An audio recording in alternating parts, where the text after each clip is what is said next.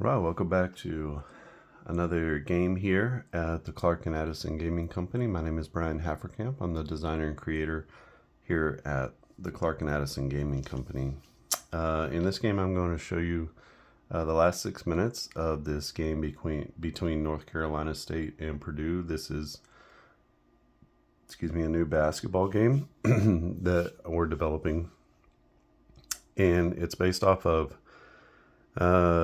3 D10 rolls, and then we have a D20 here that we use for rebounding.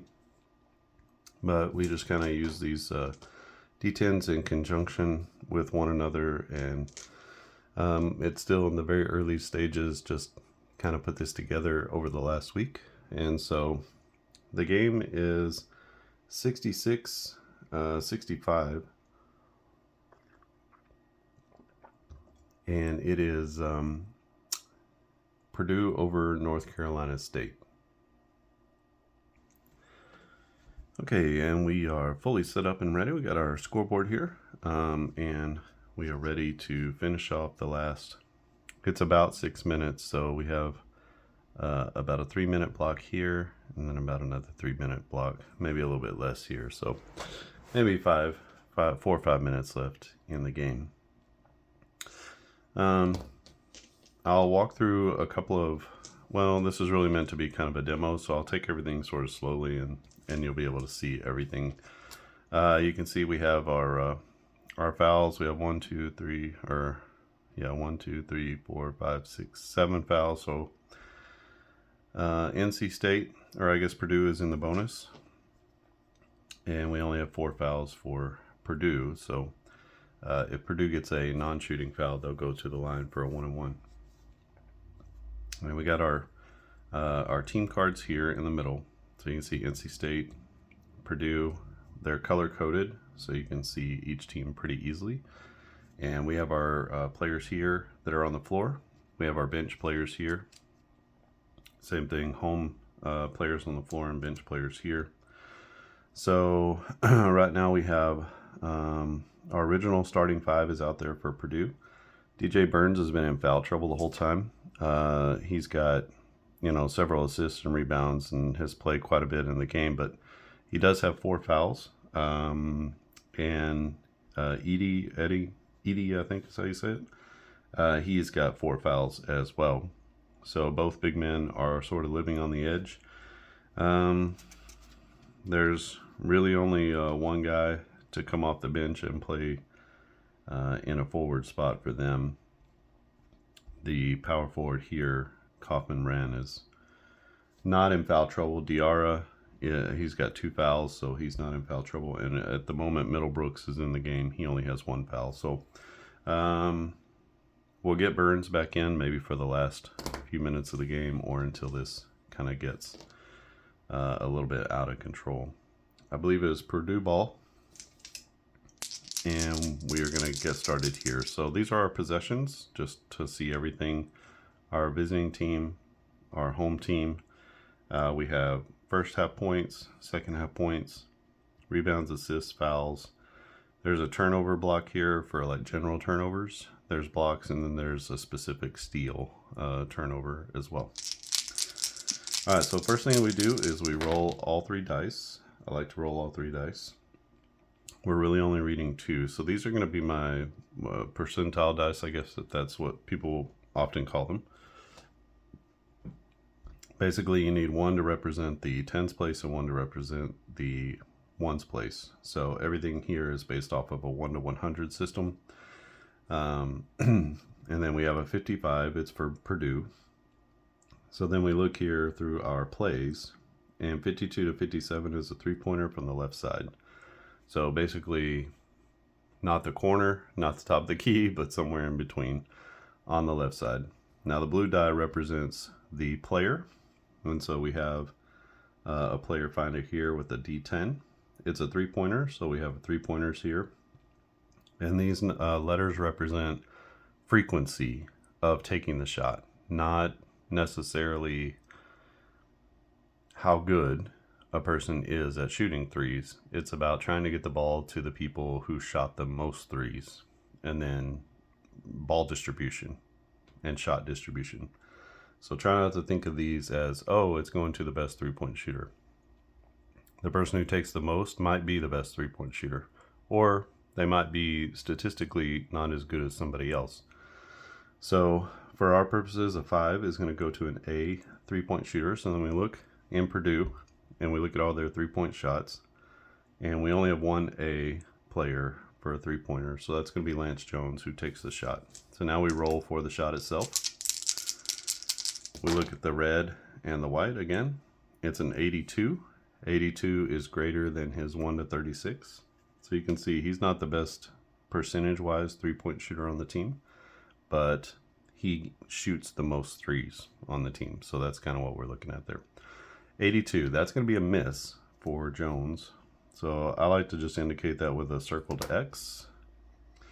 And now we need to see about the rebound. So we have an 8 here, and we roll our D20. It's a 7. So anything 1 to 5 is going to be an offensive board. Anything 6 to 20 is going to be a defensive board. So this is a defensive rebound. And now we're looking at our player finder again. And NC State for their rebounding. We just cross-reference those with an 8.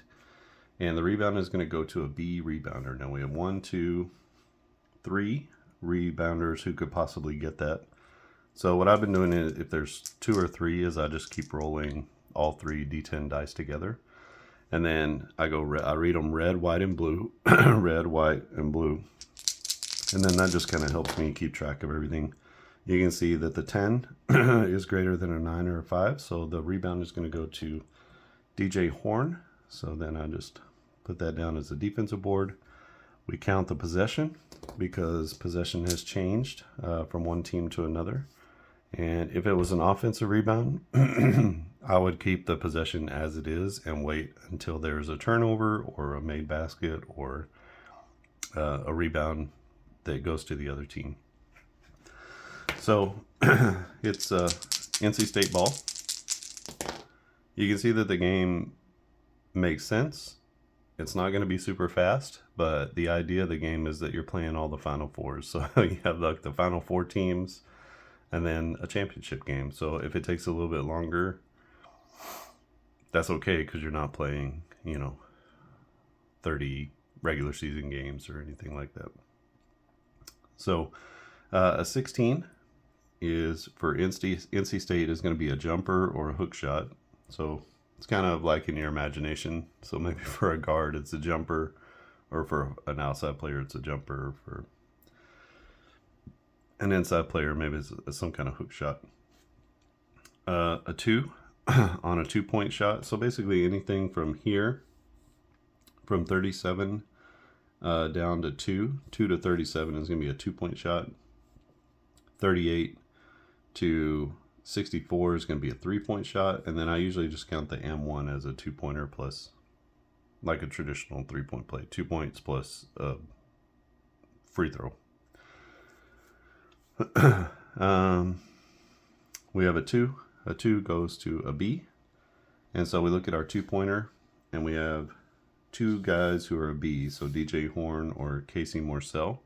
And then we're looking at rolling our, we'll just roll these 2 dice again. So a 6 and a 9, red and white. So the shot goes to Morcell. Morcell's had an excellent game.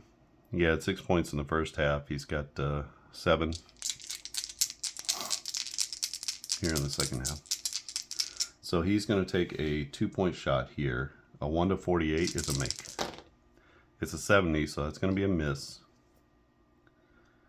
Just his second miss in the second half. And again, we go through our rebound sequence. So we have a 5.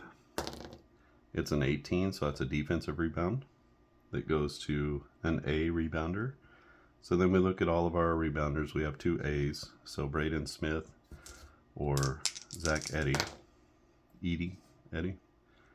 And so it goes to the big man, and he brings in 3, 4, 5, 6, his 6th rebound. That's another possession off the board. We play, possessions are figured with the pace. So you can see each team has a pace score. And for these 2 teams, it's a 69 and a 68, which if you add those together and divide by 2, you get 68.5. I rounded up to 69. So the first half is 69 possessions, which ended here, and the second half is going to end at 138 possessions total. I thought I'd get some more scoring than that. Okay. So we have our possession now to Purdue. It's a 0-8. A 0-8 is going to be a dunk opportunity, and this goes to a 10. A 10, a two-pointer is a D. We don't have any Ds here. Now what you can do is you can either re-roll, or you can begin looking. I like to look at the touch. The touch kind of, if there's no opportunity to do something or there's no player that I roll for, then I often will like revert back to the touch, because those are the guys who are going to touch the ball the most in the game. So we have red, white, and blue again. So it's going to be Braden Smith. What did I say it was? I said it was a dunk opportunity, right? So let's go ahead and roll for the dunk. A 1-45 is good, and he misses as he goes up and loses control of the ball. And he misses on the dunk, actually. So, is that right? Yeah, 90. 90 is a miss. So we have our 2. We do our rebound sequence again. This time it's a 1. So that's an offensive board. It goes to a C rebounder. We have a lot of those. 1, 2, 2 C rebounders. So the rebound is going to go to the first C rebounder. So Lance Jones with the offensive board. I usually just do a circle on that for an offensive rebound. And again, we don't do the possession yet because we're still in the same possession. So Purdue with the offensive board, a 94, is going to be a steal to the defense. Or sorry, a steal to the defense. And a 3 on the steal is a B stealer. So we have 3 of those. So let's roll to see who gets that. It's going to be the first one. So that's Michael O'Connell with the steal. That's his first steal of the game. And that will cost a possession. So we're going back the other way.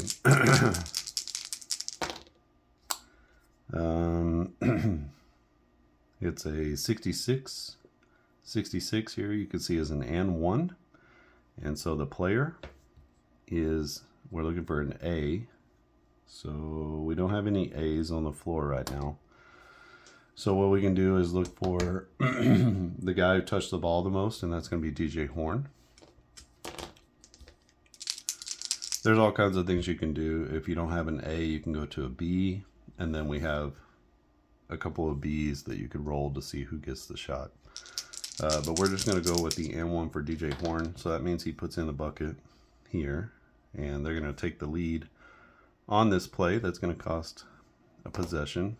And then let's see about the free throw. 1-81 is good, and so he completes the 3-point play.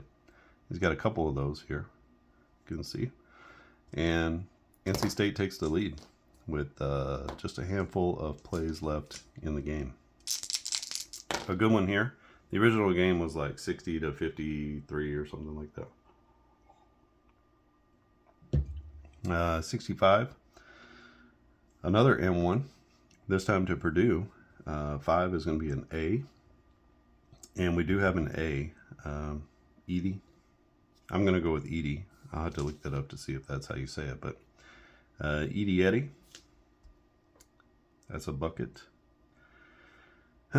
He's got 3, 5, 7, 9, 12, 14, 15, 16, 18 points now for the game. And let's see if he knocks in the free throw. 1-71 is good, and he hits on the 3-point play. Again, we're looking here for our percentile dice. So 25 is lower than 71 or 72.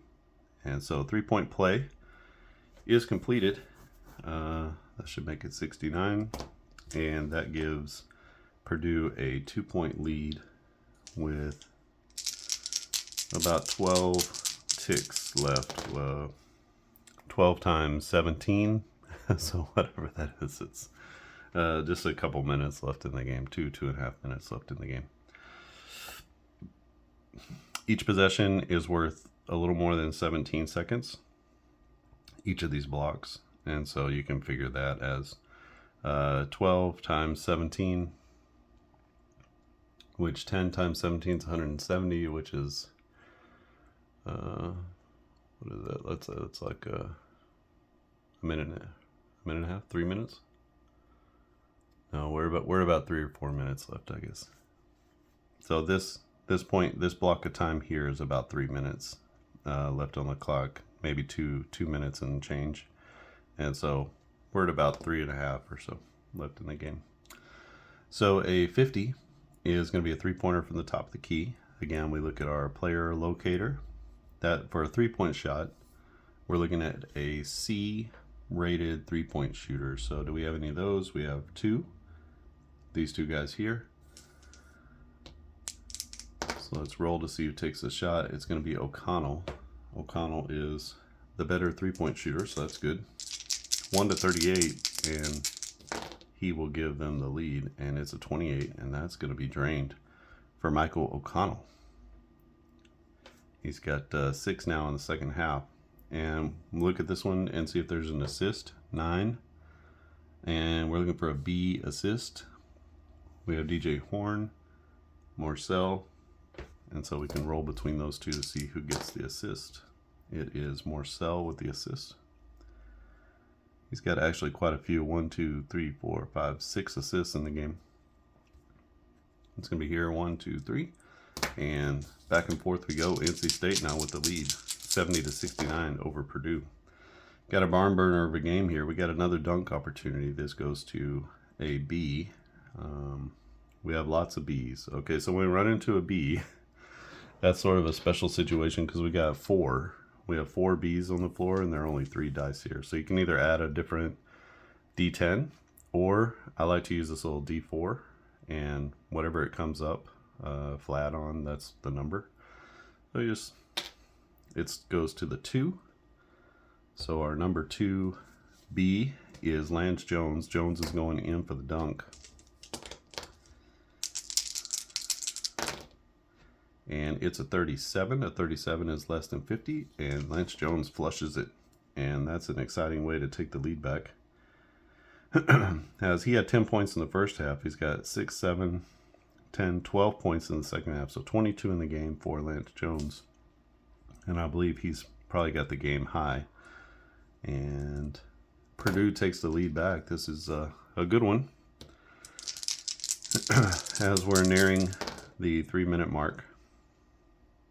92 is going to be another steal. This one goes to a C stealer. Let's see if we have any of those. We have a couple of them for Purdue. And it'll be Edie with the steal. He's got, oh, that's his first one. He's got a steal and a block in the game. So possession goes back to Purdue. Purdue looking to stretch their lead. A 53 is a 3-pointer from the left side.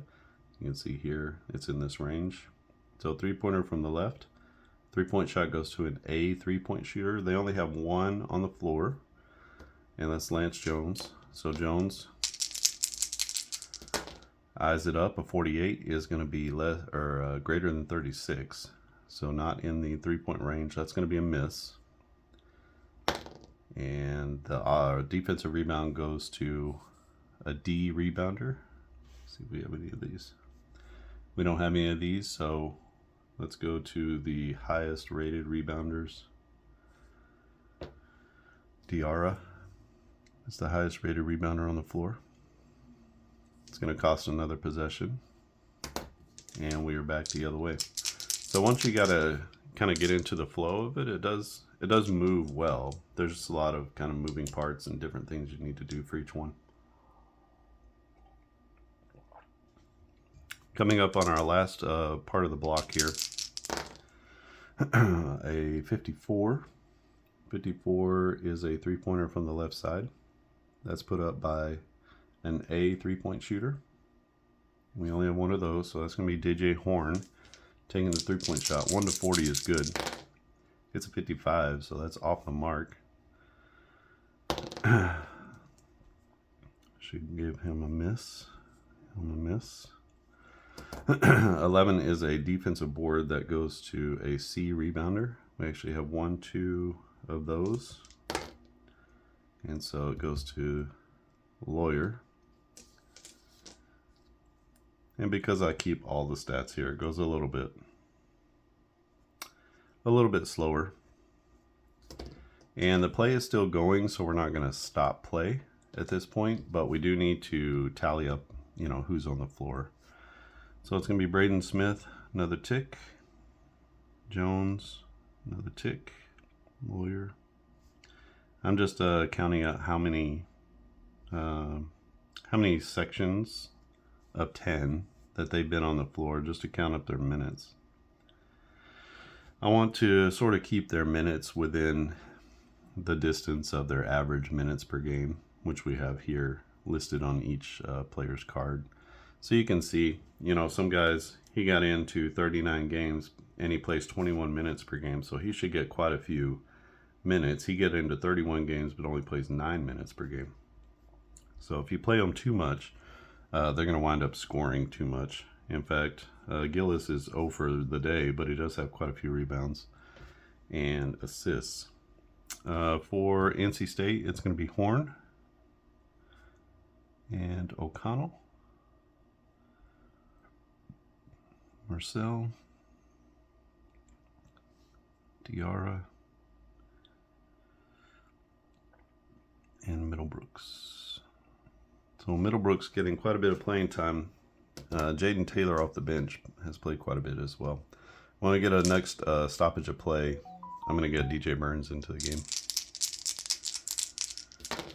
So Purdue off the rebound.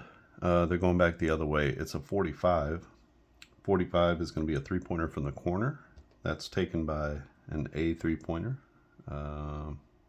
Lance Jones finds his way to the corner. 1 to 36 will be good.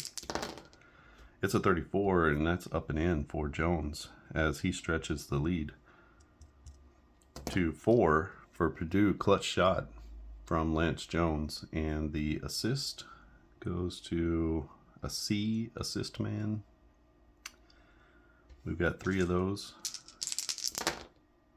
and it will be Lance Jones took the shot, so he can't be the assist man.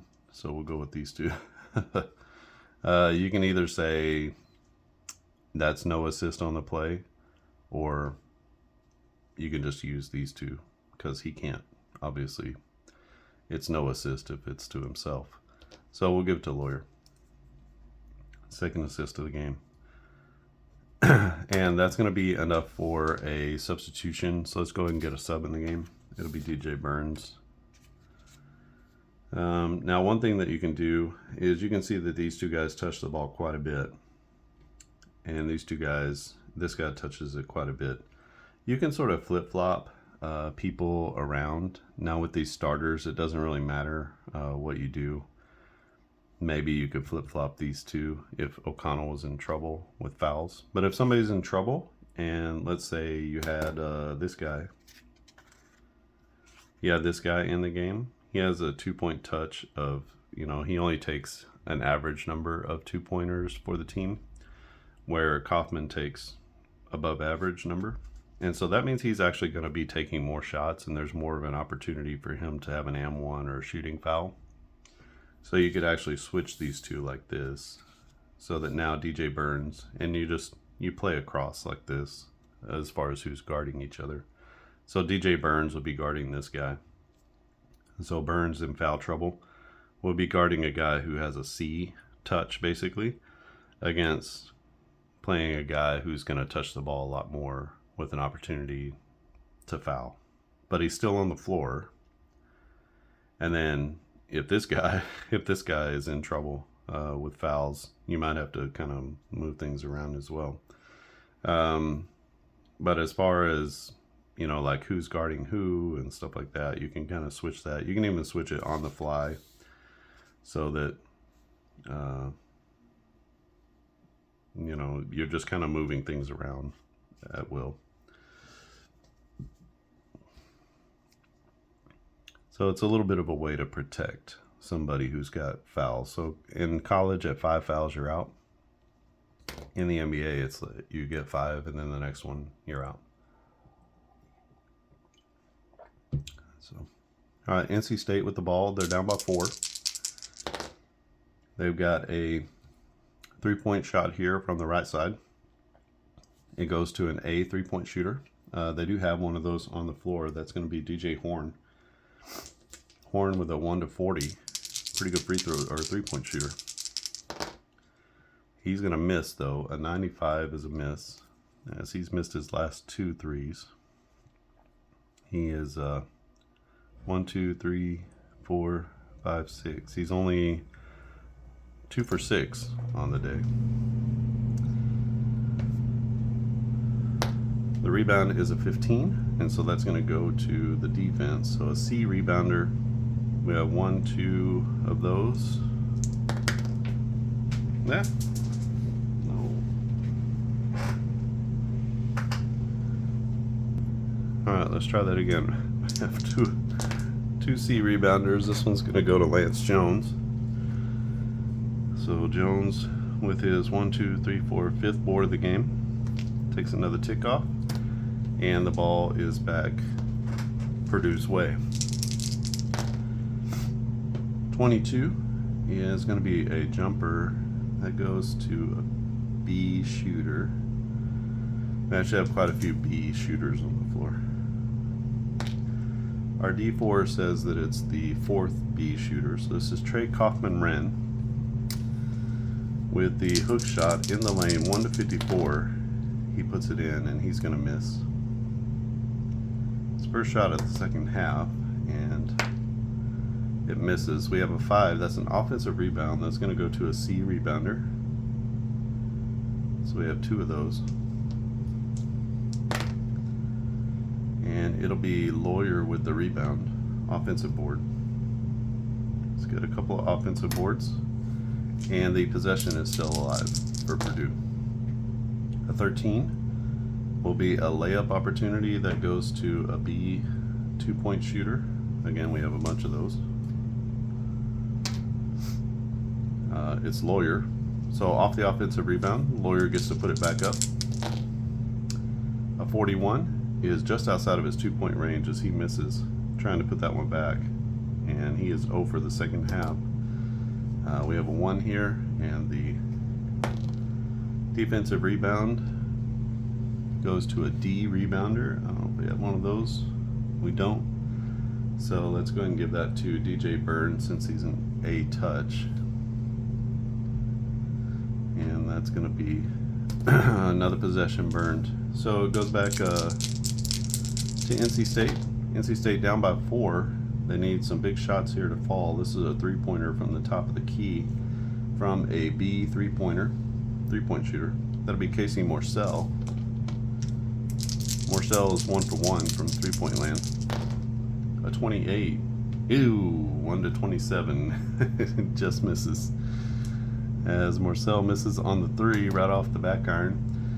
This is going to be a defensive rebound that goes to a B, and we have 1 B rebounder. That's Trey Kaufman-Wren, who grabs the board. First rebound of the game for him. He's not been on the floor as much as some others. He only plays 17 minutes a game, although he started every game, so that was really where their rotation came in. They have 2 forwards here, Hyde and Gillis, and they would kind of reinsert at that spot. So the power forward spot really is what was getting the rotation for Purdue at least during the season. At 26, that's going to be a fadeaway jumper for Zach Edey.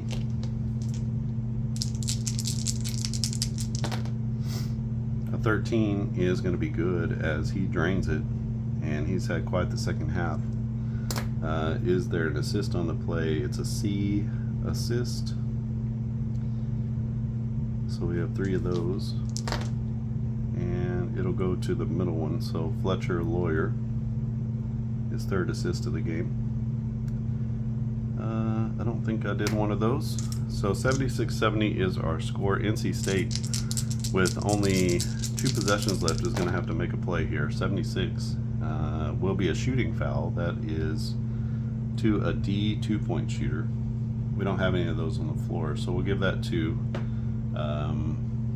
an A touch. That's going to be between, it's going to go to Burns. So Burns, and that's going to foul out Edie. So he's out of the game. We'll count that. It's a shooting foul. So we're going to get 2 points here. Let's bring in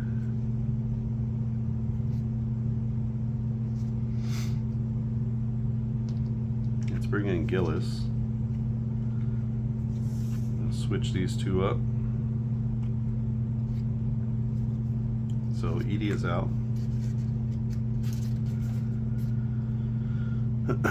2 points. 2-point opportunity for DJ Burns. So first free throw is good. His free throws are 1 to 68, and the second one is good. So DJ Burns puts in 2, and that draws NC State within 1. I don't believe they can win here, unless there's some sort of crazy play. We do have some highlight plays, but they're not going to get into that here. 49 will be a 3-pointer from the top of the key. 6, that's from an A 3-point shooter. That'll be Lance Jones. A 31 is going to be canned, and Lance Jones with a dagger to the heart of NC State. The assist goes to a C assist man, and we have 3 of those. Oh, 4 of those, sorry. So the third one is here. Gillis comes off the bench, gets the assist. That's his 4th assist in the game. And that's basically going to put this one away, as NC State only has 1 possession left. A 16 is going to go a jumper that is to an A 2-point shooter. That's DJ Burns. And we're just closing out the game here. A 0-5 is good, but it's going to be too little too late, as DJ Burns with the bucket. 4 is an assist to an A assist man.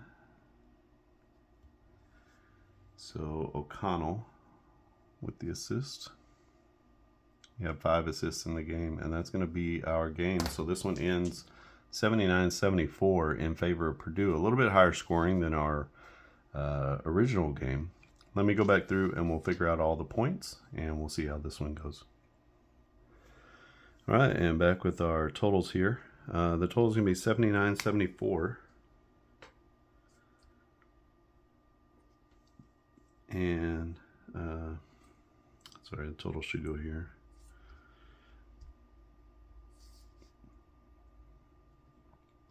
With the home team, Purdue Boilermakers, would be going on to the finals, which is what happened. They went into the national championship game. For NC State, DJ Horn with 18 points, 4 rebounds, 5 assists. He did have 1 block. O'Connell with 8 points, 3 rebounds, 5 assists. He also included a steal. 13 points for Marcel, 4 rebounds, 6 assists. Diarra had 5 points, 3 rebounds, no assists. And for DJ Burns, it was 15 points, 5 boards, 1 offensive board. And 5 assists. So he averages 13, 4, and 3. And he had 15, 5, and 5. So almost right on his averages. Off the bench, 14 points for Jaden Taylor, and he had a couple of rebounds. And then no other bench scoring for NC State. For Purdue, it's for Braden Smith, it's 10 points, 4 boards, and 5 assists. He also had 3 steals, a block, and a couple of turnovers. He averaged 12 points, 6 boards, 8 assists a game. So a little bit under in his performance. He had a couple of shots here that he missed, had a shot here that he missed, but on the whole, played most of the game, just didn't get the bulk of the shots. The bulk of shots went to Lance Jones and Edie. Jones with 28 points, 5 boards, 2 assists. He also threw in a steal for good measure. Lawyer had 11 points, all in the first half. He had 5 boards and 3 assists. Kaufman Wren, 6 points, all in the first half. He did have 1 board and 3 assists. And then 21 points for Edie, 21 and 6 with an assist. He wound up fouling out. He had a block and a steal as well, though. So he averaged 25, 12, and 2.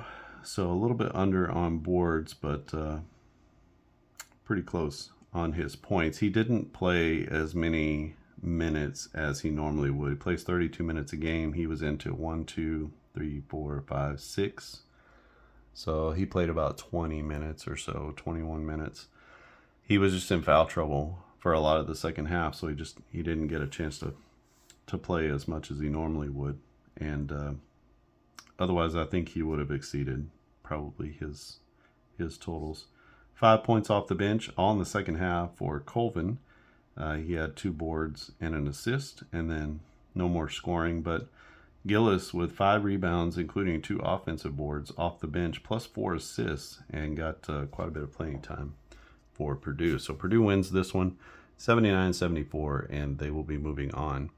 The other teams that I have created are Connecticut and Alabama. So UConn and Alabama played in the other Final Four matchup, and it wound up being Purdue and UConn in the finals, with UConn winning.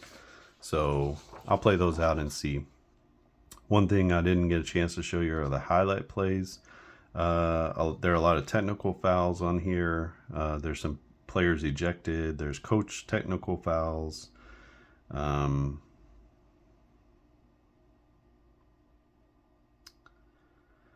It's like a drive to the middle, a fadeaway jumper. He misses. He gets the board. He puts it back in. Some unusual plays, some other things. So it was jumper missed, and then there's a jump ball. So both players have control of the ball. You have to jump, and then you have to do that jump ball for both players. We didn't really talk about that, but the advantage on a jump ball, the advantage goes to the taller player. So on a jump ball, you would want to put your 2 tallest players out there for these 2 teams, and that would be them. We have 3 dice here, and basically he would get 2 dice, and he would get 1. So your taller player gets to roll 2 dice. You add them together, that's a 7 and a 7. And I think in that instance, the taller player gets the tip, right? Or you could say it was a bad toss from the referee, you got to do it again. But basically, the taller player gets the advantage. So you roll 2 dice to the 1 die for the shorter player. That seems to be a relatively makes sense kind of way to do that. And we have just some basic stats here for each team. Team stats. We have their team records. So this is their overall record and their conference record. You can see that clearly. What conference are they in? You get the team. You get the team colors, which kind of helps everything stay together. But I did want to color these blocks because you're going to be looking at these blocks all the time. So easy reference for the 2-point, the 3-point for the touch. You get every player who was on the roster. So, these guys were the ones who got into the actual game, but you get all of these guys. And so each team is only, I don't know, whatever that is, probably like 14, 15, 16 deep. It usually is 2 pages of players. They're super easy to cut out. It's like 3 cuts. It's not very much to cut them out. And yeah, I think it's a really fun game. You can kind of put these in any layout that you want to. They're position agnostic. So if you wanted a forward, to be guarding a guard, you can do that if you want to. There's no defensive advantage, but there is like the advantage I was talking about with touches to the ball. I've had some suggestions about how to add defensive advantage. The problem with that is I don't have a lot of defensive stats. So it becomes an issue when you don't have as many defensive stats. And one of the problems, it's easier with up-tempo basketball in the NBA because you can compare players and teams pretty well because they're all at the very top. I mean, they're all going to be kind of equal in style of play. A guy who is like 3 points, I don't know how you call him, but with the offensive and defensive rating. So if his value is like 3 better than the average, like 3 lower on defense, you can that's sort of something you can do across the board. Because the competition in college is so different, you might have a small conference team playing against a big conference team, and they may have manhandled a bunch of small conference opponents.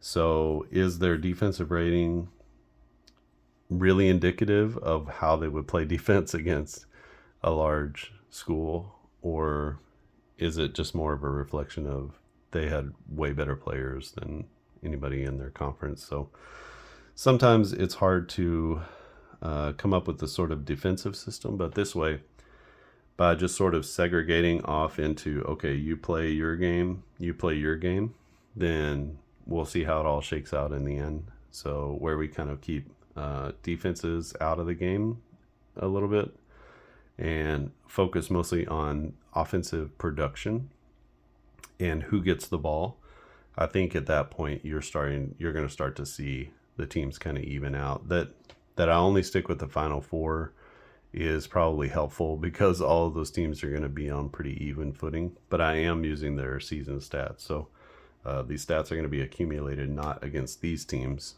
They're going to be accumulated against all the teams that they played. So college games are a little difficult to do in that respect, but we got a good game here. It wasn't a blowout or anything. And I think some of the latest changes that I made to the game have really evened it out quite a bit. You can see, if you look through here and you really compare these two, like you can see that there's some differences here in who gets the ball and on different types of plays. So Purdue had a lot more players engaged in things like rebounds and assists and blocks. They had a kind of a top-heavy team where the lowest rated players didn't touch the ball very much. So it was a little bit more top-heavy than here. They were a little bit more spread out throughout the top to bottom of their team. So they do have some Ds who are going to get the ball. There are a lot fewer Ds on this one. So their Ds just didn't touch the ball very much. And the C's touched it a lot. So A, B, and C is going to be important for Purdue. A, B, C, and D is a little bit more important for NC State. And you can see, like, this is basically the percentage of blocks that the A-rated players, so again, this is not how good they are at blocking shots, it's the percentage of block shots that player had.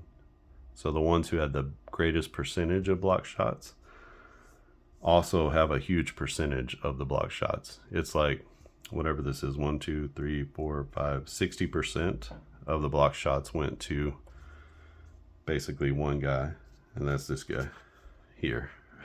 So he was the block shot machine for them, and so that needs to be reflected here. There just weren't really very many opportunities for even B. In fact, there are no B blockers on the team. So it's A, and then it goes to C. So, and then D. So you get 10% of the blocks go to a D, 30% go to a C block, a C rated block player, and then all the rest are going to flow basically to ED. So each team is made up and constructed differently, and so they're all reflected differently here as well. And there's some subtle differences here.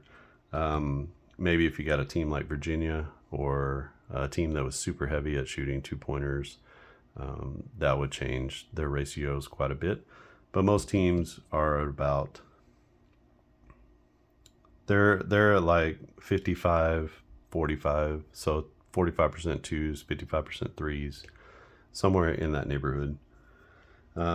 Here they're 1 to 40 basically. So 40% 2-pointers, and then what is that? About 20, a little more than 20% 3-pointers. So that's their breakup of their field goal percentages. Actually, it's 25, right? So 1 to 25. So they have a little bit more of a 2-point presence, but that's because their main scorer here is here. And he touched the ball on 2-pointers more than anybody. He's obviously not a great 3-point threat. So that's how those things are working. And